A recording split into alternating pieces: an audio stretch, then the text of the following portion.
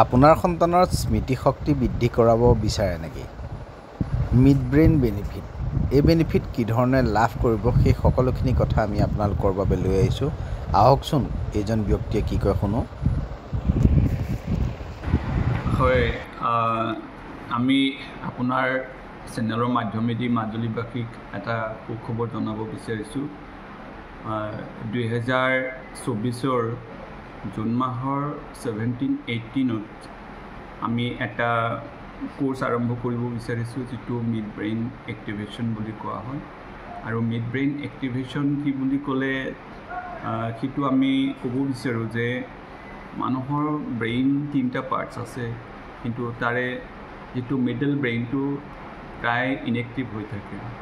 গতিকে সেইটো বিভিন্ন প্ৰক্ৰিয়া আছে, যিটো ফিজিকেল বা স্পিৰিচুৱেল তেনেকুৱা প্ৰেক্টিছ কৰি পেলাই সেই ব্ৰেইনটো এক্টিভেশ্যন কৰিব পৰা যায়।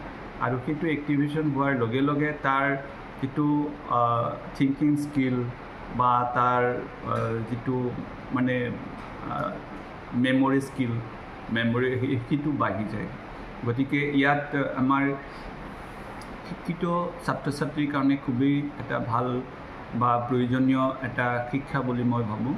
তাৰপিছত যিসকল অভিভাৱক অভিভাৱিকাই নিজৰ সন্তানক লৈ ভৱিষ্যত এটা সপোন ৰচি আছে, গতিকে তেওঁলোকৰ কাৰণে আৰু বেছি এটা সুসন্ধানী অনুষ্ঠান হ'ব বুলি মই ভাবোঁ। শিকাবলৈ কোন আহিব বা প্ৰশিক্ষক হিচাপে? সেইটো একচুৱেলি প্ৰশিক্ষক হিচাপে মেইন বস্তুটো ক'ৰ পৰা আহিছে বুলি যদি কোৱা যায়, সেইটো জাপানীজ টেকন'লজি হয়। মানে জাপানীজ এটা ব্ৰেইন প্ৰেক্টিছৰ এটা ব্যৱস্থা হয়। আৰু জাপানীজ সেই ব্যৱস্থাটো প্ৰথমে আমাৰ ভাৰতৰ দিল্লীলৈ পাইছে। সি দিল্লীৰ পৰা আমাৰ অসমলৈ কমল বৰা নামৰ যিজন ব্যক্তি, তেওঁ লখিমপুৰ জিলাৰ নাৰায়ণপুৰৰ হয়। তেখেতে আজি 5-6 বছৰে গোটেই অসমতে সেই অনুষ্ঠানটো চলাই আছে। আৰু এতিয়া তেখেতে প্ৰায় অসমৰ 10খন জিলাত ইতিমধ্যে সেই অনুষ্ঠানটো ষ্টাব্লিছ কৰিছে, মিড ব্ৰেইন এক্টিভেশ্যনৰ যিটো ৱৰ্কশ্বপ ইনষ্টিটিউশ্যন।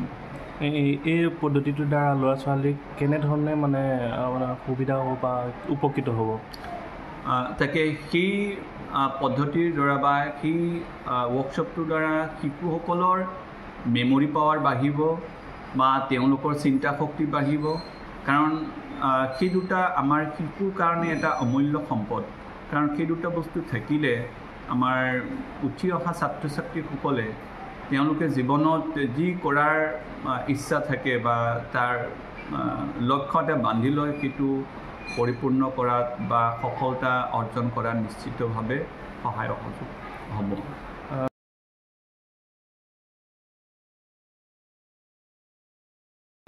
প্ৰত্যেক ঘৰতে প্ৰত্যেকজনৰ হাততে এটা এটা মোবাইল আছে।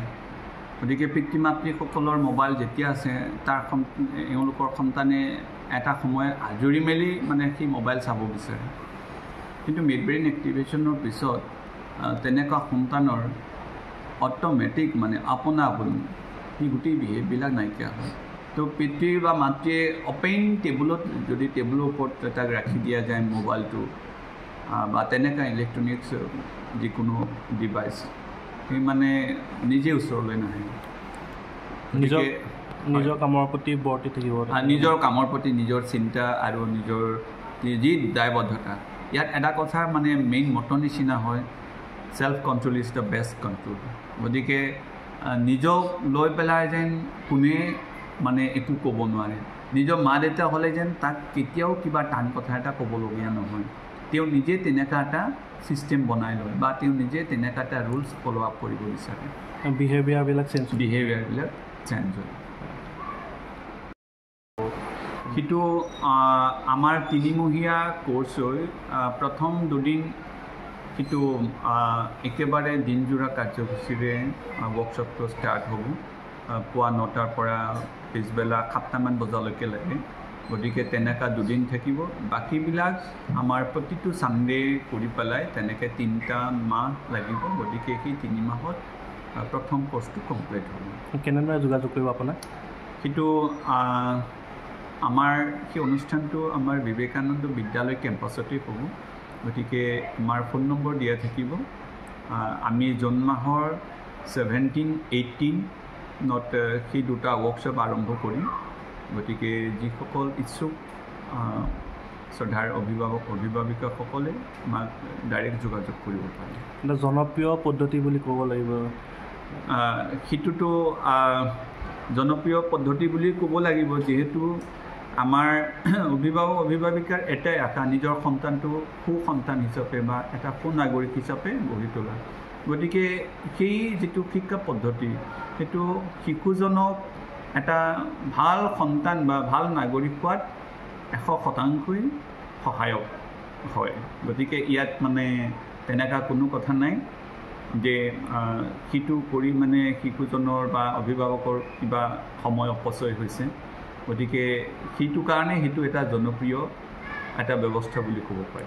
মূলতে এইটো এটা স্মৃতিশক্তি প্ৰখৰ হোৱাৰ পদ্ধতি, স্মৃতিশক্তি প্ৰখৰ হোৱা, যাৰ কাৰণে তেওঁ চিন্তা শক্তি বাঢ়িব বা উপযুক্ত সময়ত উপযুক্ত চিন্তা কৰি উপযুক্ত কাম কৰিবলৈ আগবাঢ়িব পাৰিব।